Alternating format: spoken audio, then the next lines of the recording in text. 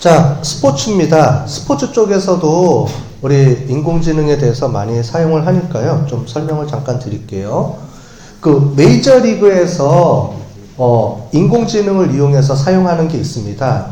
뭐냐면 스태캐스트라는데요. 유명하거든요. 그래서 이게 지금 원래 처음 만들어진 게 이제 미국에서 이제 인기 있는 스포츠 중에 이제 미식 축구가 미국은 제일 높죠. 그래서 이 메이저리그가 이제 그 재미가 없다고 사람들이 이제 그런 게 있어서 이거를 재미를 높여주기 위해서 그 여러 가지 정보들을 제공해 주려고 만든 거예요. 만들었는데 사람들이 일일이 다 야구를 기록하려고 그러니까 너무 시간이 많이 걸리고 오래 걸리잖아요. 그래서 어떻게 했냐면은 인공지능을 이용해서 이거를 만든 겁니다.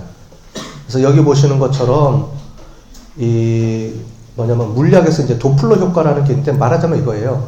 카메라로 다 찍습니다. 카메라 수십 대가 이 화면을 다 찍고요. 그 화면 찍은 거에 볼 움직임이라든가 배트라든가 이런 거를 사람이 분석하는 게 아니고요. 인공지능이 분석을 해요.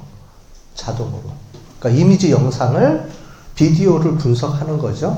뭐가요? 인공지능이.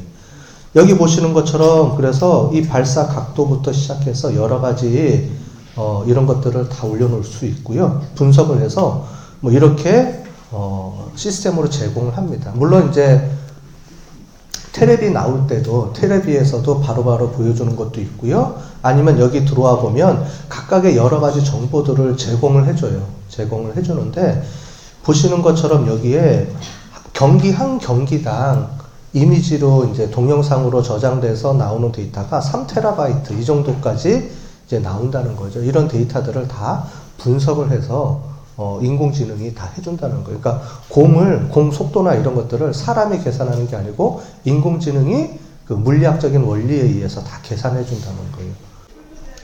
자, 그것뿐만이 아니고 축구는 당연하죠. 축구는 뭐 독일 하는 거는 이거는 지난번에 한번 우리 동영상으로도 설명을 드렸고요. 그래서 스포츠 쪽에서 독일이 우승하면서 월드컵에서 엄청나게 이게 센세이션이 일어났죠. 어떻게 독일이 됐느냐 해서 봤을 때 독일이 이제 SAP라는 회사하고 유명한 이제 저희 쪽에 정보 시스템 쪽 회사거든요. 이쪽 SAP 독일 회사인데 유명합니다.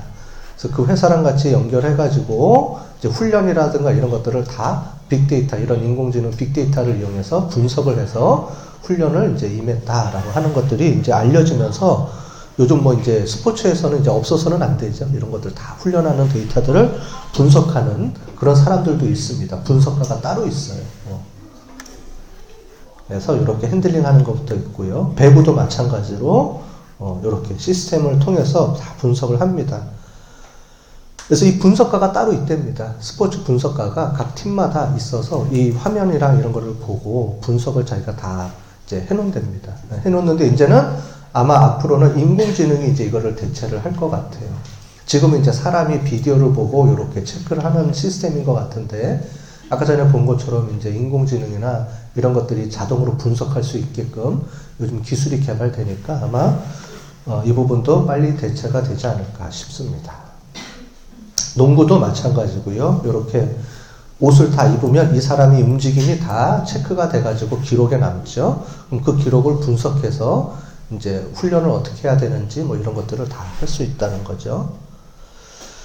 자, 그 다음에 일반 이런 스포츠도 있고요. 공장에서도 많이 활용합니다. 공장에서. 특히 요즘은 5G 시대여서 공장 같은 경우에서 더 많이 활용할 수가 있죠. 자, 그래서 현대중공업 컨소시엄 같은 경우에 이렇게 공정 분석 플랫폼을 이렇게 쭉 만들어서요. 이거 한번 옛날에 한번 보여드렸을 겁니다. 언제 보여드렸냐면 SNS 할 때, 소셜 네트워크 서비스 할 때 이렇게 하는 건데 이렇게 프로세스 패턴 분석을 쭉 해서 요거를 소셜 네트워크 어널리시스를 이용해서 하게 되면 이렇게 우리가 프로세스 공정별로 이렇게 나오죠.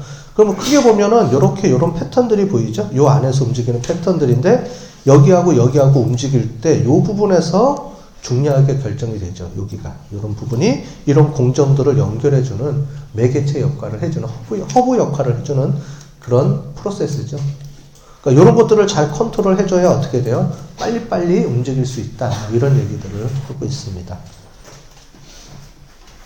그 다음에 메일 유업에서 했던 내용 중에서는 이제 생산 에너지 최적화하는 방법을 이제 하는 거예요. 그래서 에너지 사용을 어떻게 하면 줄일 수 있을까 해서 어디 부분에서 에너지 사용이 가장 많은지를 체크를 한 겁니다.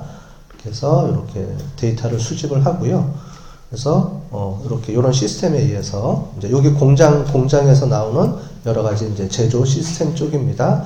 거기서 데이터를 수집해 가지고 분석을 했다라는 내용입니다. 그래서 설비 품질 데이터, 그 다음에 이제 비전 데이터인데 이거는 뭐냐면 정상 불량품 이제 만들어내면 사람들이 옛날에는 눈으로 이 제품이 정상인지 불량인지를 이제 봤는데 요즘은 컴퓨터 인공지능이 알아서 정상 불량률을 체크해 줄 수 있다는 거죠. 그게 이제 비전, 그러니까 뭐냐면 이미지로 체크를 해가지고 그게 가능해진다. 뭐 이런 내용을 하고 있습니다. 자, 그래서 이제 요거는 이제 에너지 최적화에 대한 내용들이고요. 자, 그리고 여기 보시면은 이제 이미지 불량 판정을 이렇게 해주는데 이거를 이제 우리 AI가 이용을 해서 컴퓨터가 인공지능이 이미지를 찍어서 그 이미지를 분석을 해서 불량률을 이제 판단할 수 있게끔 이제 된다는 거죠. 그래서 이제 정확도가 많이 향상됐다. 뭐 이렇게 얘기를 합니다. 그러니까 사람이 판단하는 것보다 이제 인공지능이 더 판단하는 게 더 정확하게 판단이 된다. 이런 얘기죠. 그래서 그거에 대한 정확도 증가율이 이렇게 나오죠. 그 CNN 우리 지난 시간에 배웠던 거 있죠? 이거 그죠? CNN 기억나시죠? 컨볼루셔널 뉴럴 네트워크. 뉴스 아닙니다. 그죠? 인공지능 그 기법이에요. 이게 이미지 쪽에서 많이 사용하는 그 툴이라 그랬죠? 그래서 이런 것들을 이용해서 우리가 활용을 하게 됩니다. 뭐 세척 작업하는 뭐 에너지 이제 하는 것들도 분석해서 이렇게 했다라고 해주고요. 그 다음에 유라라는 게 있는데 이건 뭐냐면은 PCB 제조 업체입니다. PCB가 뭐냐면 기판. 여러분들 이제 전자제품들 보면 그 기판 위에 뭐 여러 가지 부품들이 막 꽂혀 있죠. 초록색 기판. 그 기판을 만드는 겁니다. 그것도 마찬가지로 인공지능의 비전을 이용해서 그런 것들도 할 수 있다. 이런 내용입니다. 그래서 이렇게 분석을 이제 하시고요. 그 다음에 도출해서 이렇게 시각화하는 것들을 이렇게 해서 해주면 얘도 마찬가지로 인공지능이 이 이미지를 분석을 해서 그걸 가지고 우리가 판단을 내릴 수 있다라는 겁니다. 여기 보면 불량률 같은 거 똑같이 해서 되시죠. 그래서 이런 데이터들이 들어오면 이제 이런 것들에서 이제 여기도 나오죠. 딥러닝 이용을 해서 그 이미지를 잘 파악을 해서 어떤 게 불량인지 아닌지에 대한 불량 패턴을 이렇게 파악해낼 수 있다라는 거죠. 보시면 이제 제조 쪽에서 이런 것들을 많이 이용하죠. 불량률 하는 거에는 지금 많이 이용하고 있죠. 불량인지 아닌지 체크할 때 사람이 일일이 사람 눈으로 보기에는 너무 힘드니까 이렇게 인공지능을 이용해서 불량인지 아닌지를 이제 체크해낼 수 있도록 이렇게 되고요. 여기 보면 이제 이미지 처리를 하기 때문에 엄청나게 많은 양의 데이터들이 이제 처리가 돼야 되는데 이제 5G 시대에서는 이제 그게 더 가능하게 속도가 엄청 빨리 처리될 수 있는 정도 수준까지 이제 올라가기 때문에 이런 것들이 더 활발하게 이제 진행될 거다라는 얘기를 하고 있습니다.